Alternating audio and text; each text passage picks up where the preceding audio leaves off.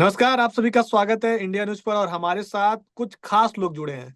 और ये लोग, इनका नाम है अ बैंड ऑफ वॉयज। और इसमें सुधांशु पांडे जी हैं, करण ओबरॉय जी हैं, डैनी फर्नांडिस जी हैं, सेरिन भी हैं। और हम लोग जमकर बातें करेंगे और कुछ धमाल वाली बातें इनसे पूछेंगे, जिस पर आप लोग को भी बहुत मजा आएगा। तो चलिए शुरुआत करते हैं हम लोग। सबसे पहले सुधांशु पांडे जी, इतने दिनों बाद आप अ बैंड ऑफ वॉयज में फिर से आपकी वापसी हुई है, कैसा लग रहा है आपको?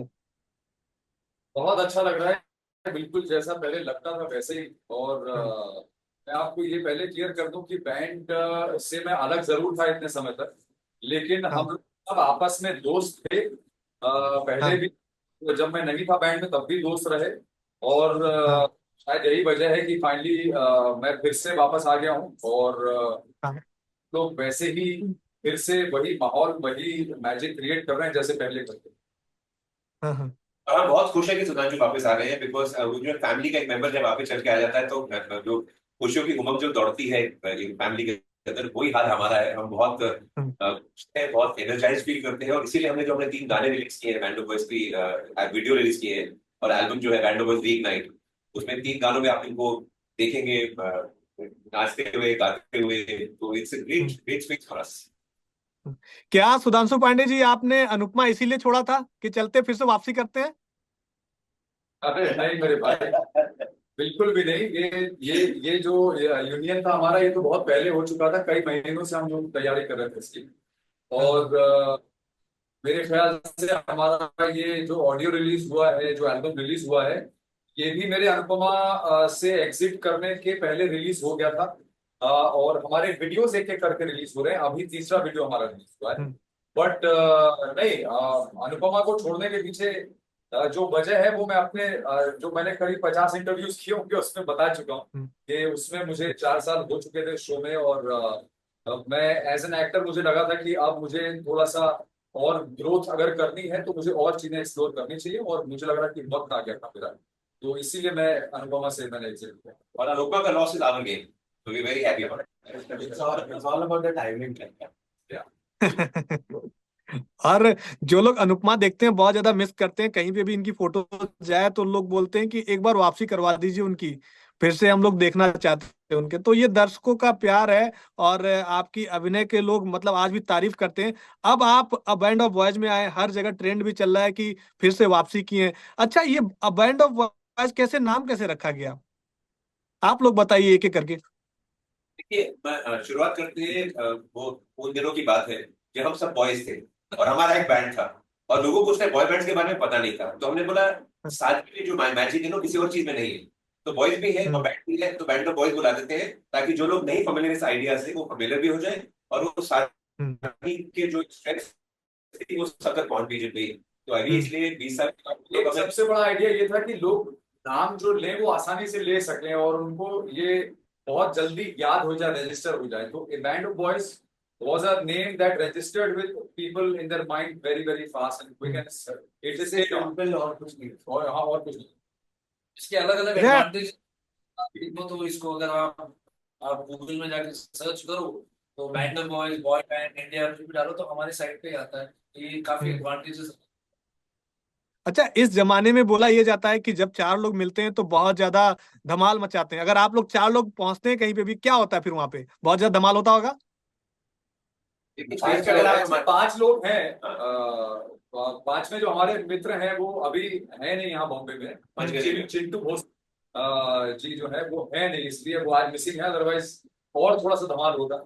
और जो हमारा हम्म। सबसे बड़ा धमाका होता है वो स्टेज पर होता है। बिकॉज अगर किसी ने हमारी स्टेज परफॉर्मेंस देखी है तो उसको समझ में आएगा कि हम हम्म। शायद इंडिया के सिंगर्स हैं जो गाते नहीं है, डांस भी करते हैं और ऑडियंस के साथ एंगेज भी करते हैं। इसलिए हमारे जितने हम्म। भी वीडियोस देखेंगे उसमें कहीं ना कहीं हमारी डांसिंग एबिलिटी, हमारी सिंगिंग एबिलिटी, हमारा एक सर्टेन लुक है वो आता है। हम्म। लेकिन जो हमारे स्टेज परफॉर्मेंसेस में है वो बहुत ही कम मतलब लोगों में तो बिल्कुल तो उस टाइम अलग ही कुछ अलग अलग सा ही होता है। आप लोग ऑडियंस के बीच में प्रोग्राम जब किए, जब लोगों के बीच में गए, तो कैसा अनुभव था उस समय का?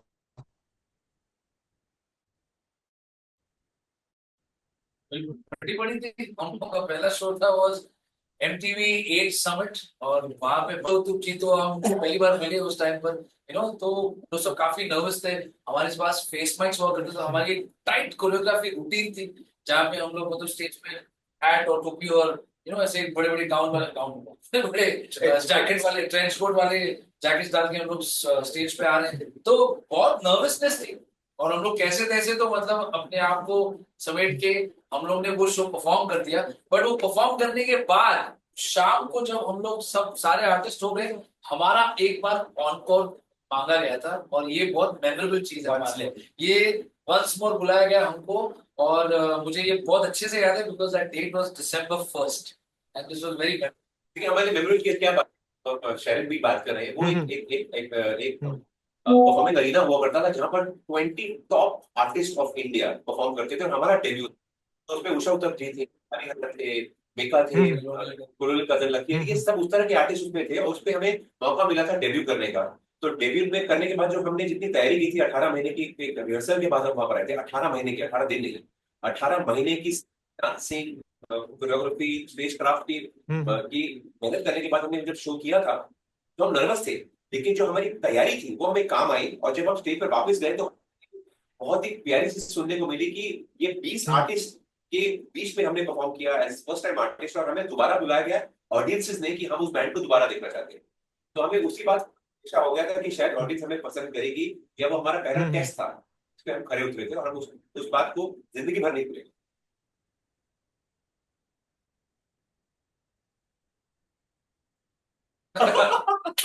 आप आपको सवाल था नहीं चला। अभी अभी देख के लग रहा था, देख के लग रहा था हमें। सवाल आपने उससे पूछा जो जवाब खुद है।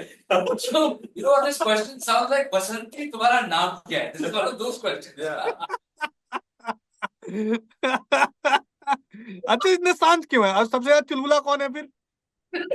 भाई बोलो भाई, डैनी वही है, मुन्ना बोल। शेरिन। मैं वो सबसे चुलबुला। तो आप ये सबसे ज्यादा शांत है, तो इनको बहुत छेड़ा जाता होगा। बिल्कुल नहीं नहीं, छेड़ा तो इनको जाता है छेड़ा सबसे। मेरे को याद आता है सबसे।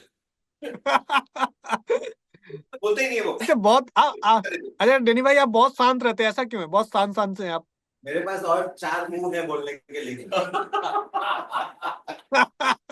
आप लगा रखे हैं सबको। सुनते रहते हैं, मैं सुन के मजा लेते रहता हूँ। अच्छा, ये सुधांशु जी, ये बताइए कि अब आप वापसी कर रहे हैं, और उस समय जब आप बैंड ऑफ वॉयज में थे और अब में क्या अंतर है, और कुछ किसी प्रकार का दिक्कत भी आता होगा उस समय, अगर रिलेट करें उस समय से और इस समय में? नहीं, मैं शायद मैंने पहली बार जब मैंने आपके पहले सवाल का जवाब दिया था, तब मैं यही कहना चाह रहा था कि हम्म ये- इस बैंड में तब होना और अब होना, उसमें कोई फर्क नहीं, हम्म क्योंकि सब के सब हम वैसे ही हैं, हम्म वैसी ही एनर्जी है, वैसी ही केमिस्ट्री है, वैसी ही कमराडरी है, हम्म और वही मजा है जब हम लोग इंटरव्यूज में बैठते हैं, या कहीं भी किसी जगह जाते हैं, किसी से बातचीत कर रहे हैं, या कोई इन पॉडकास्ट चल रहा है, इंटरव्यू चल रहा है, सब जगह हम लोग वही हैं जो आज से 20 साल पहले थे। हमें कोई फर्क हम्म बदलाव नहीं आया, और शायद यही हम्म वजह है कि हम लोग आज भी उसी एनर्जी के साथ वापस आए हैं। ऑडियंस को भी आज तक शायद हम लोग ये इसीलिए याद है, क्योंकि हमारी कुछ एनर्जी ऐसी थी, ये पांचों की एनर्जी आपस में मिलते जो एक ऐसी एनर्जी फील होती थी ऑडियंस को, जो वो कभी भूल नहीं पाए, और शायद यही वजह थी कि वो चाहते थे कि हम लोग वापस आए। और अब जब वापस आए, तो जब हम लोगों ने अपनी चीजें लोगों तक पहुंचाई हैं, तो लोगों को फिर से वैसे ही मजा आ रहा है, फिर से उतना ही प्यार मिल रहा है, फिर से उतनी दुआएं मिल रही हैं।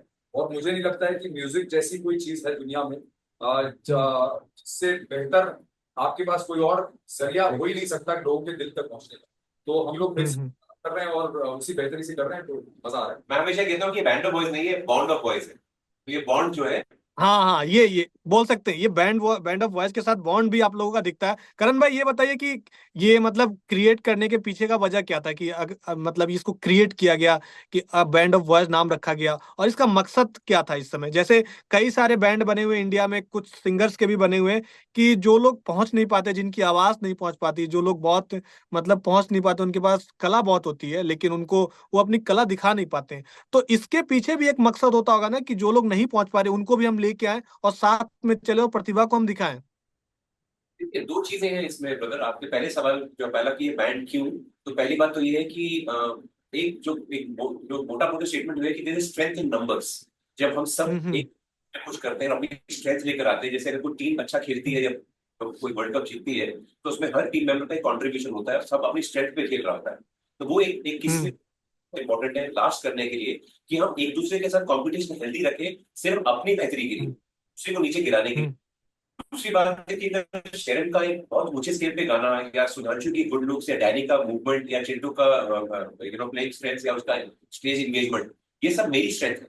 हर बैंड मेंबर अगर ऐसा सोचेगा तो वो बैंड कभी फेल नहीं होगा। पहली बात, आज से इतने साल पहले बैंड को बनाने की क्या रीजन था कि मुझे ऐसा लगता था, या हमें ऐसा लगता था कि हमारी जो आज की आबादी है ना लड़कियों की, उनके लिए कोई भी ऐसा बैंड नहीं था जिसको देख के वो बोलते कि हाय यार ये हमारे हीरोज हैं, या इनका पोस्टर हमारे घर में होना चाहिए। जबकि वेस्ट में ऐसे बहुत सारे फिनोमेना थे। Hmm they were Backstreet Boys, they were Boyz II Men, they were many other bands, NSYNC, जो बहुत पॉपुलर थे ग्लोबली।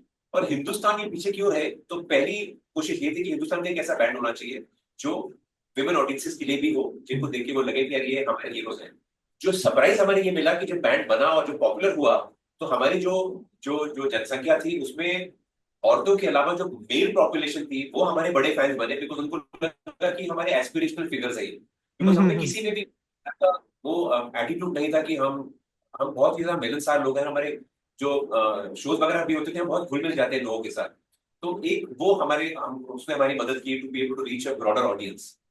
रहा सवाल जो आप बोलते हैं कि यंगर ऑडियंसेस को जिनको मौका नहीं मिलता, तो भाई अंकित एक ही बात है, मैं हमेशा एज ए बैंड हम लोगों को बताते हैं कि अगर आपको पॉपुलर होना है तो शॉर्टकट मत अख्तियार करिए।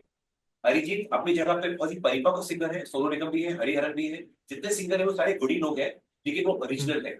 आप किसी को कॉपी करेंगे या किसी एक्सप्रेशन को कॉपी करेंगे तो आपको सक्सेस जल्दी मिलेगी, लेकिन ज्यादा लंबी चलेगी। हम्म तो आपको अपनी ओरिजिनल उसी के ऊपर मरम्मत करनी है, उसी को पक्का करना है, ताकि जब आप आए तो कुछ ओरिजिनल, जैसे हम 5 वॉइसेस हैं, अलग अलग वॉइसेस हैं, जब हम एक साथ गाते हैं तो we sound like one unit. ये हमारी स्ट्रेंथ है। तो आपको अपनी स्ट्रेंथ ढूंढनी है और उसी के ऊपर जब आप वर्क करेंगे तो become star, nobody can stop. अच्छा, क्या लगता है आजकल की जो लोग गाना गाते हैं, लोग आजकल बताते हैं कि आरोप ये लगता है कि स्क्रिप्टिंग अच्छी नहीं हो पा रही है। गाने 1 2 मिनट 3 मिनट के गाने रहते हैं, खत्म हो जा रहे हैं। पुराने गाने बहुत अच्छे होते थे। ऐसा क्यों हो रहा है? गैप क्यों आ रहा है वो वाला? मुझे लगता है ये हमारा जनरेशन जो है बहुत अलग हो चुका है, हम्म क्योंकि आज की डेट में हम लोग और हम लोग भी उससे बचे नहीं, हम लोग भी उससे अलग नहीं है, क्योंकि आज इंस्टाग्राम का टाइम है। और आजकल आप तो म्यूजिक की बात कर रहे हैं, मैं तो आपको एक प्रॉपर कंटेंट की बात कर रहा हूँ, जो एक्टिंग वाला, या जैसे एपिसोड्स आते हैं, पहले 30 मिनट के आते थे, फिर 22 मिनट के हुए, 20 मिनट के हुए। आज की डेट में एपिसोड्स लोग 30-30 सेकंड के बना रहे हैं for Instagram. There are so many platforms that are creating only 30 seconders for people to consume. तो लोगों का जो अटेंशन स्पैन है वो इतना रिड्यूस हो चुका है।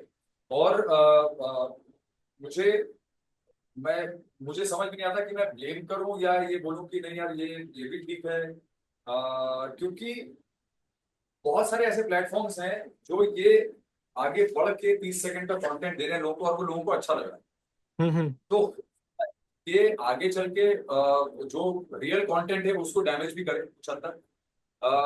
बट मुझे ऐसा लगता है कि ये सारी चीजें जो है ये फेजेस में होती है, ये कभी भी परमानेंट नहीं। जो परमानेंट सिर्फ एक ही चीज है, melody, good melody, good lyrics.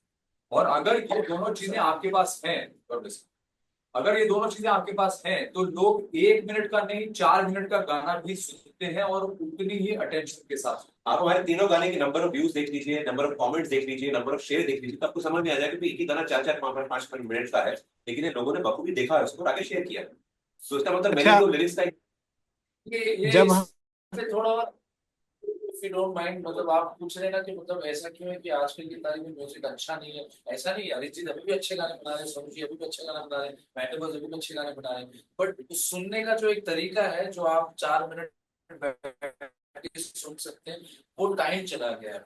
जो आप हम्म यूट्यूब में 6 सेकंड की ऐड आप देखे होंगे, मतलब ऐसा सिर्फ इतनी एक्सप्रेशन दिए होंगे, वो 6 सेकंड का ऐड है, और वो भी टूथपेस्ट वाला ऐड। तो ऐड जो पहले एक समा बांधते थे, घर होता था, यह होता, वो सब चला गया। तब ये जो दौर है ना बहुत छोटा हो गया। ऑल इंडिया ऑल वर्ड्स में भी हम लोग जहाँ देख रहे हैं वहां पे भी आप जिसको भी परफॉर्मेंस कर रहे हैं जिसकी भी मतलब म्यूजिक प्ले कर रहे हैं वो सब सेक्शन अभी 15 सेकंड 15 सेकंड 15 सेकंड। सो कंजम्पशन बिहेवियर चेंज हो गया। उसके वजह से ऐसा लग रहा है कि पुराने गाने अच्छे और अभी के गाने नहीं है। ऐसा नहीं है, लेकिन अभी भी गाने अच्छे हैं लेकिन सुनने के लोग और तरीके चेंज।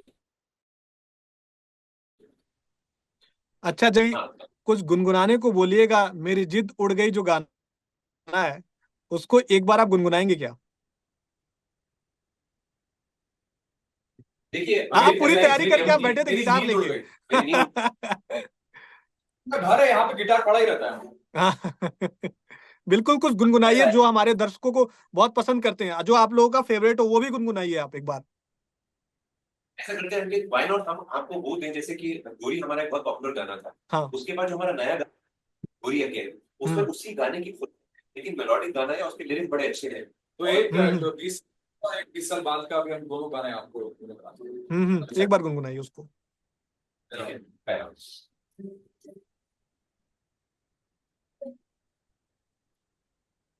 चाह तुझे है चाह से भी ज्यादा, तू ही मेरा प्यार गोरी, तू ही मेरा प्यार, और तुझे तो पालू जग सारा, तू ही मेरा प्यार गोरी, तू ही मेरा प्यार, तू ही मेरा प्यार गोरी, तू ही मेरा प्यार, याद है नदिया किनारे, दुनिया भर को आना, पैरों की हरकत पे गोरी, हल्के से घबराना, नाज़ुक पैरों का तेरे एकदम से फिसल जाना, मेरी बाहों में तेरा गिरना, धीरे से शर्माना, चाह तुझे है चाह से भी ज्यादा,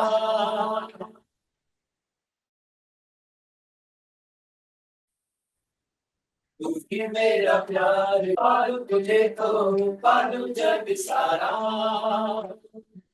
तू ही मेरा प्यार गोरी, तू ही मेरा प्यार, तू ही मेरा प्यार गोरी, तू ही मेरा प्यार।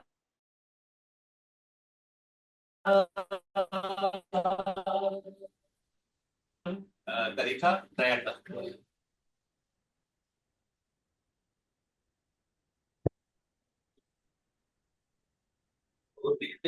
तेरे संग सच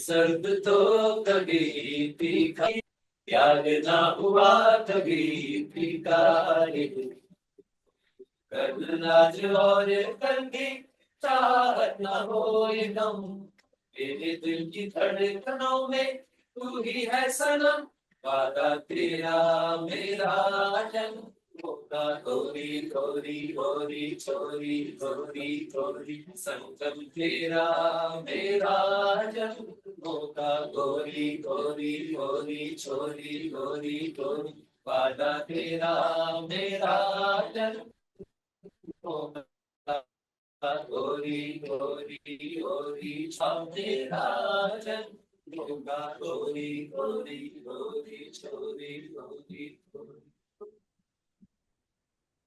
तो वही बदलाव चाहे ढंग पर रंग वही है।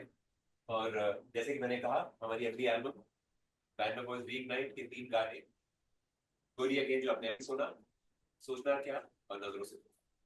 आप लोगों का आवाज बहुत अलग है और चार लोग जब एक साथ मिलकर गाते हैं तो लगता नहीं है कि कोई अलग अलग गा रहा है, मतलब एक जैसी आवाज आती है और लोग खूब पसंद करते हैं। और जो नया आप लोग का गाना आने वाला है, होप बहुत ज्यादा हिट हो और लोग बहुत ज्यादा आपको प्यार दें।